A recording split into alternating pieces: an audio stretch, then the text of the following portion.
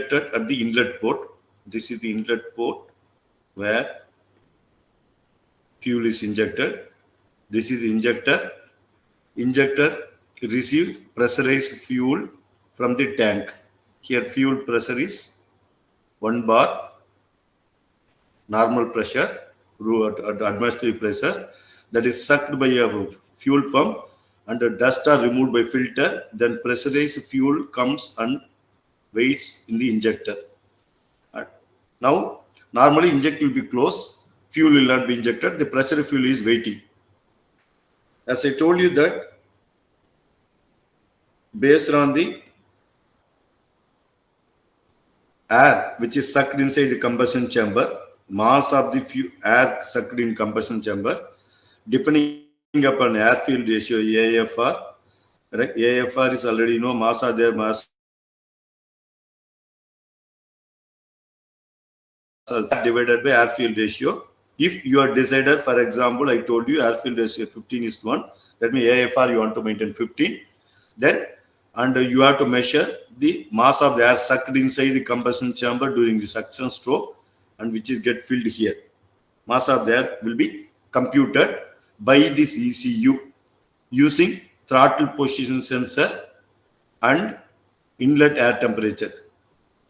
I already told you there are few sensors. The next page already is there, and based on using inlet air IAT and TPS sensor, the ECU can compute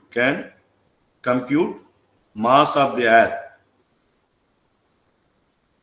sucked during suction stroke. During suction stroke. Okay, this is computer mass. One that is known, it divides, the ECU divides by the AFR value. You can set any AFR value. For example, I told 15, you can set 17, 18. Accordingly, mass of the fuel is computed. This ECU compute. Once it computes, it gives a pulse width, 12-volt pulse having some duration. Correct, 1 millisecond, 2 millisecond, depending upon the quantity of fuel need to be injected. One that is injected, fuel will be sprayed. That's what is shown here. You can see that fuel is getting sprayed, right? Which is shown in pink color, light pink color. This is the fuel getting sprayed, based on the pulse width. Okay, so if more fuel to be injected, the pulse duration will be increased. I told you, correct? This is a 12-volt pulse given by the ECU to the injector. ECU gives the 12-volt pulse to injector. So injector opens and closes, correct? So the fuel is injected. So the injector fuel will be mixed with the air, incoming air, and goes inside as this is what fuel air mixture. And before end of the compression stroke, spark is given at the spark plug again by ECU. ECU provides a control signal to generate spark. So this spark is given here. Please see that the high tension coil. Let me clear everything. You see that ECU provides a signal to the high tension coil. The high tension coil generates a spark by giving around 20,000 volts. Right? A small duration pulse, a voltage pulse is given to spark. Here it is 20,000 to 30,000. We say 30K. But ECU gives only a 5-volt pulse or 12-volt pulse. That pulse is given to the high tension coil, ignition coil, which amplifies and gives to spark plug. Spark is created. You can see the spark is created. Then combustion starts.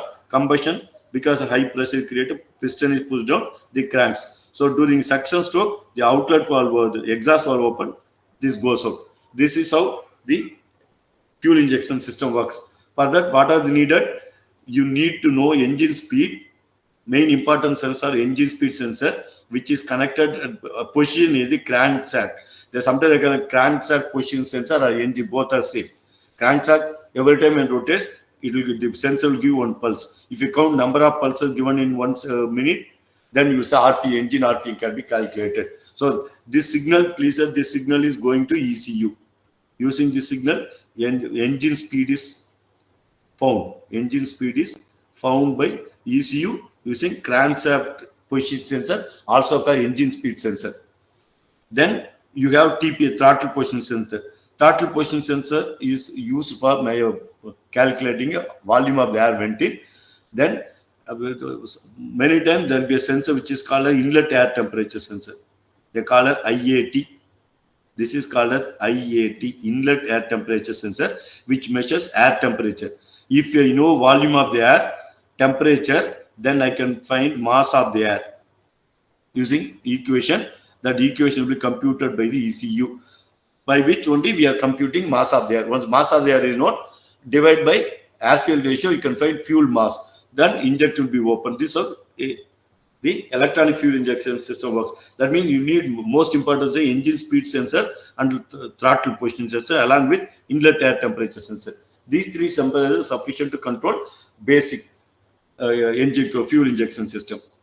Again, yesterday we talked about these sensors. One is called exhaust oxygen sensor or just oxygen sensor. They call EGO sensor, exhaust gas oxygen sensor, also called a lambda sensor. This sensor is used to find amount of the oxygen coming the exhaust. From that you can find out whether the engine is running at what airfield ratio, whether stoichiometric airfield ratio or rich airfield ratio, lean airfield ratio. I'm going to explain today quickly. Okay, so this is one. This is EGO sensor is used for closed loop control. Note down, used for closed loop control of airfield ratio. AFR, closed loop control of AFR. You need EGO sensor, and then there's another type of control called open loop control. Open loop airfield ratio control. For that, you don't need lambda sensor. Open loop airfield ratio control does not need EGO sensor. What it needs basic control is engine RPM sensor and the TPS sensor, throttle position sensor. These two sensors are sufficient to control the engine airfield ratio to maintain particular airfield ratio, which is called open loop control. And I will tell you what is the drawback. Apart from that, I have also mentioned the